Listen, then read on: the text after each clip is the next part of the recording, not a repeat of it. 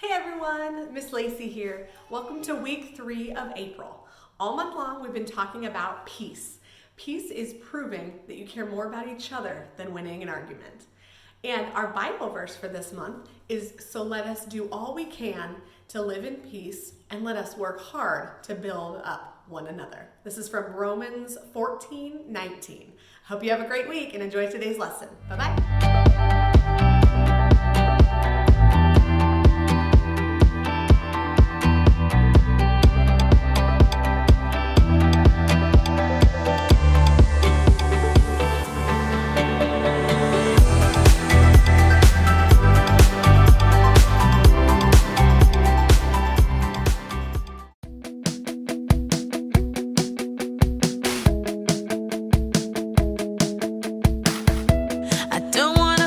Like this anymore.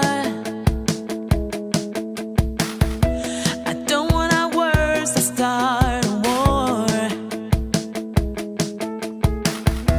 I'll take a step back so we can try to find a solution, you and I. 'Cause you mean that much to me.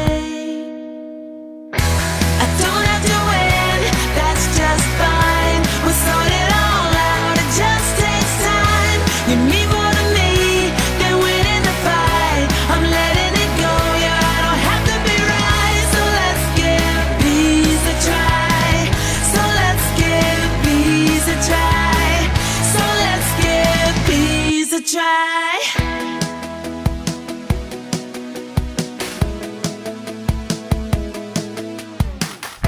Seems like we've been down this road before. It feels like we're always keeping score. I can't let you go until we try.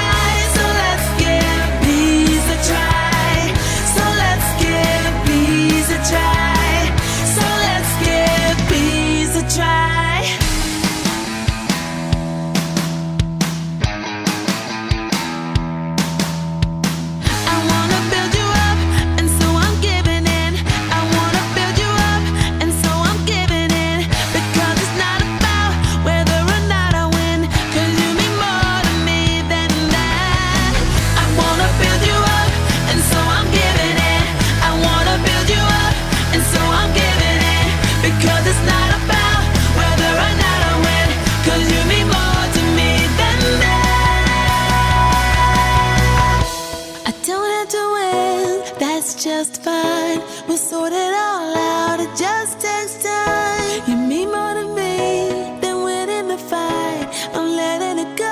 I don't have to be right. So let's give peace a try. So let's give peace a try. So let's give peace a try. I don't have to win, that's just fine. We'll sort it all out. It just takes time. You mean more to me.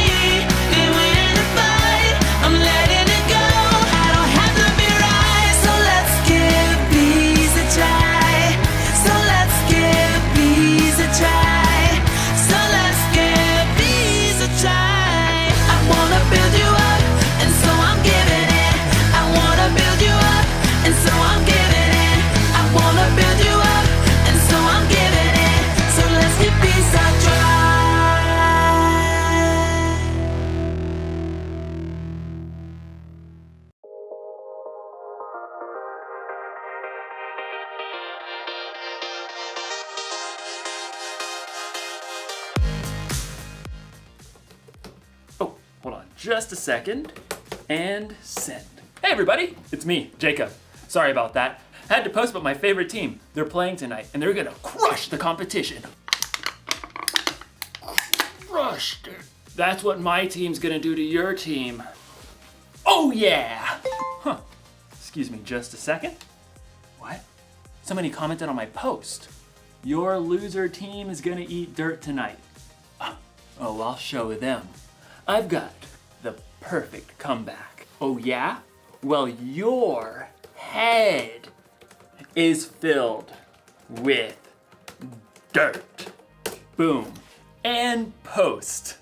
Jacob, what are you doing? I don't know, Jacob. Maybe we should do this. But Jacob, why ever not? Because this week we're talking about peace. Peace is proving you care more about each other than winning an argument. But I don't want to make peace. I want to get even. There's only one thing that'll help me calm down and make the right choice. A can of chips. Whew. Sometimes when you want to fight with someone, it's good to focus your mind on something else. So I'm going to focus on building a curvy chip bridge, which requires so much focus, I'll have no room to think about all the insults I could make online. In today's story, we're gonna see what a guy named Isaac did when he was insulted. I wonder if they made fun of his favorite sports team.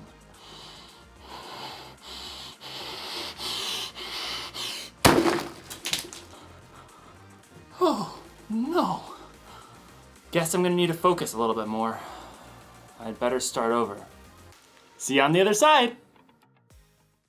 The Bible. It's 66 books of history, stories, letters, and poetry that fit together to form God's one big story. The epic adventure of how He created us and loves us so much that He made a way to rescue us. As we travel through the Bible, from Genesis to Revelation, we discover people who met God and found their lives changed forever. Now, for an amazing story, inspired by the book of Genesis, chapter 26. God had chosen Abraham to follow him, and God made the same promises to Abraham's son, Isaac. I will make your children after you, as many as the stars in the sky, and I will give them all these lands. All nations on earth will be blessed because of your children. Thank you, God. The land of the Philistines where Isaac lived had experienced a period of famine, but God blessed Isaac's crops. Hey, boss, we done gathered 100 times more wheat than we planted. Excellent. 103.7 times as much to be precise. And your flocks and herds are multiplying like rabbits. Actually, they're increasing like sheep and goats, because that's what they are. Very well, carry on. Unfortunately, the Philistines who lived nearby grew jealous of Isaac's success. They shoveled dirt into his wells, cutting off his water source. Excuse me? The king of the Philistines called for Isaac and issued a command. You have become too powerful. Move away from us. It wasn't fair. Isaac had plenty of men who could stand against the Philistines and fight, but he chose to keep his cool. All right, we'll move down to the Valley of Gerar. Isaac and his family packed up everything he owned. I knew I should have been saving all those Camel X delivery boxes. They moved on and made camp in the Valley of Gerar, where Abraham had lived many years before. Oh, all right, men. Let's open up those old wells my father dug. Isaac's servants immediately got to work, digging for water. Whoo-wee! It's hotter than a snake in a hog's back out here. My calculations of soil composition. We should hit water in precisely 2.6 seconds. Well, ain't that the bee's knees? Abraham's old wells filled with cool, clear water once again. The happy herds and flocks could drink their fill. That is, until the nearby Philistine herdsmen showed up. So kind of you to open up these wells for us. Step aside, the water's ours. Isaac's servants gaped at the Philistines. You got some nerve. These wells belong to Isaac by ancestral tradition and dint of hard labor. Whatever. We're taking the well. Oh yeah? We're gonna have to fight me for it. I believe the appropriate course of action is to flee. As Isaac's servants and the Philistine herdsmen faced off, Isaac himself arrived. Easy does it, fellas. There's plenty of land in this valley for everyone. We'll move along. But we can take them. Let's go. So Isaac and his family and his servants and his flocks all moved camp down the valley, and once again his servants set out to dig new wells. This is an exercise in futility. Yeah, well, I've been working out. My futility is really strong. Look here! The new wells also produced clean, clear, cool water, but it wasn't long before Philistine herdsmen arrived on the scene. Yes! Another day, another well for us. Why, I'll flatten you back to the flood. Step aside. Eek, save me. Once again, Isaac showed up. Take it down a notch, please. There's still room for everyone. Oh, come on, we could knock them flat. Yes, we could, but we're not going to. Move on out, boys.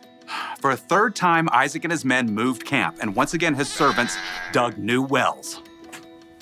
This time, I'm gonna tie those bullies in knots and dip them in garlic. Oh, look, water. Yay. Wait for it. Wait for it. This time, no one challenged Isaac or his servants. They were left to tend to their flocks and herds in peace. That is until one day, Isaac spotted King Abimelech heading his way with a host of advisors. When the royal entourage arrived, Isaac welcomed them. Why have you come to me? You were angry with me and sent me away. Abimelech shifted and exchanged a glance with his advisors. Well, we saw clearly the Lord was with you, so we want to make a peace treaty with you. We always treated you well. We sent you away peacefully, and now the Lord has blessed you. Give us your word you won't harm us? I can do that. Isaac prepared a feast for the Philistines. Early the next morning, the men made an agreement to keep peace with each other. Then, the Philistines went on their way. Need a drink? Pretty good well right there by the road. Yep, even though Isaac had the power to win a fight, he had chosen to stay strong and walk away 3 times in a row. And God had blessed him with peace. The Philistines insulted Isaac when they sailed right in and took over his wells, causing him to move 3 different times. Truth is, Isaac had a right to be angry, and he knew he was strong enough to crush the Philistines. But Isaac also knew that he could make peace simply by digging another well. And in the end, the Philistines made a peace treaty with Isaac. Being strong doesn't mean you have to fight. And making peace doesn't make you weak. Think of Jesus. He was stronger than any of us. But he allowed himself to be arrested and put to death on a cross so he could make peace with all of us once and for all. You're not weak when you make peace. When you choose to hold your temper and stay calm instead of losing it, you show others how strong you really are. So here's the one thing to remember today. You can show you care about others by walking away from a fight. Don't get me wrong, there are definitely times to stand up for yourself and to stand up for other people. A grown-up you trust can help you know when. But sometimes, the best way to build a bridge to someone else is to walk away. Look at this. Ta-da! Isn't it a thing of beauty? See, building this helped me just calm down a bit. I don't even care about getting revenge. I just want to enjoy the game. Go team go! Walk away win! Yeah! Woo? No, that doesn't feel right. That's for off the field. See you next time.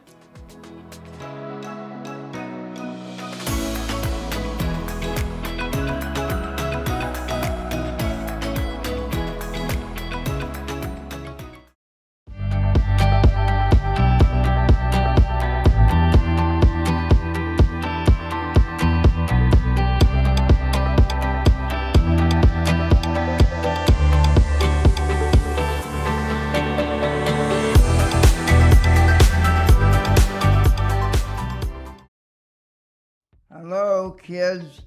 I miss you all, and I hope and I have love in my heart for all you children because I enjoy working with you and I miss you all, and I hope I'm back someday soon. I enjoy working with children, and I hope that that we have a better year, and I enjoy their parents, and I enjoy the emotions of the songs that they do. And the children I love in my life, in my heart, because they're very nice to work with. And I have love in my heart for children because I haven't seen them since last March. And the best part I like working with children is when we're doing the activity, doing the motion, or going like this. And that kept me active. I enjoy that best part of the worship center, because they was keep me active, especially the younger ones. I had leukemia, bad blood, and that's why they did that. They did that to help me out so I could take my treatments, and because they care. And I got a lot of Christmas cards also. And so the people, they all prayed for me, they bought me food, and my treatments went okay. And Leela was surprised one day when I called her. She was surprised.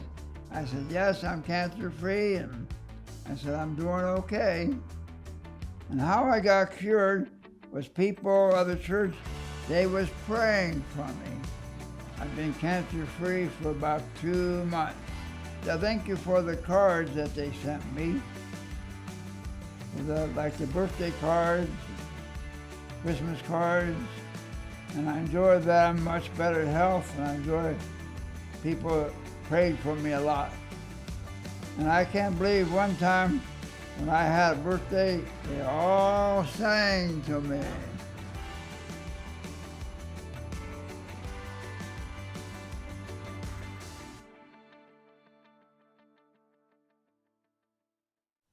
Hey boys and girls, welcome to week 3 of April.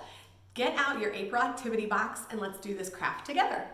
So in your box, you should have a red cup, you should have some blue pieces of paper that are all shredded, and you should have a sheet of paper that has a bunch of questions on it, like this. So what we're gonna do is we're going to take the sheet of paper with the questions and we're gonna cut them all up on the dotted lines. So you have the separate questions. And then once you have all of them cut into their strips, you're going to fold them, and I want you to put them down in the cup. We're gonna pretend like this is water, the blue paper. So we're putting them into the water, and then I want you to kind of mix it up a little bit. Then, this is the tricky part.